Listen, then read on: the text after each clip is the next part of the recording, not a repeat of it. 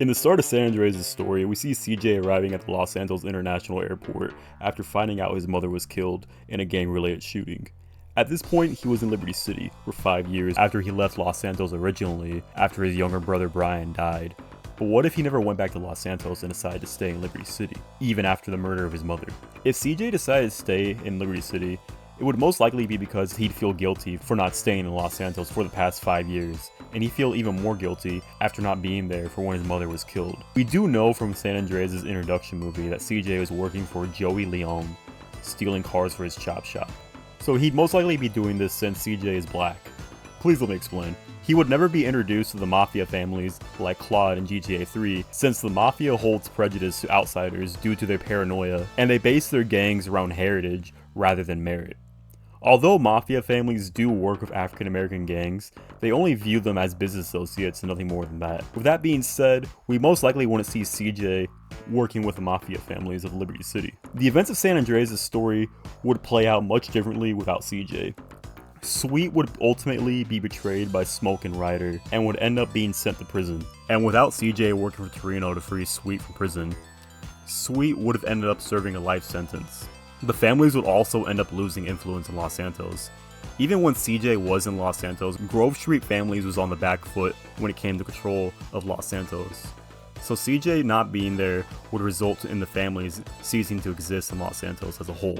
Also, Catalina would never have met CJ, but Catalina still would have met Claude. And of course, Catalina would have betrayed Claude, just like she did originally in the beginning of GTA 3.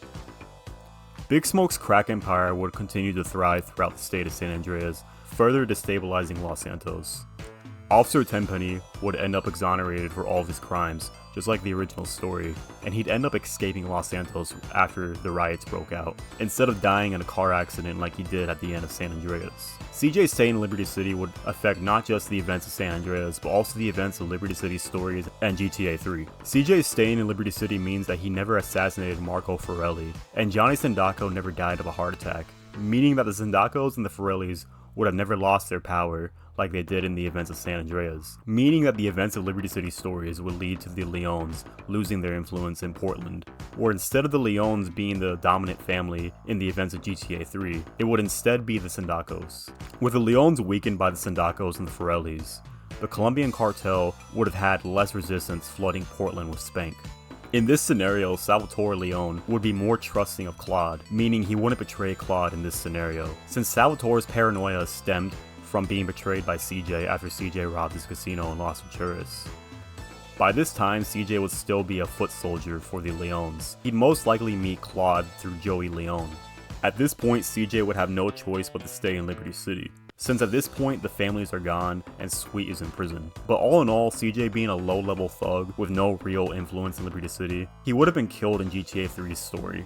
He'd probably be killed helping Claude in a shootout with rival gangs, and would end up becoming a casualty.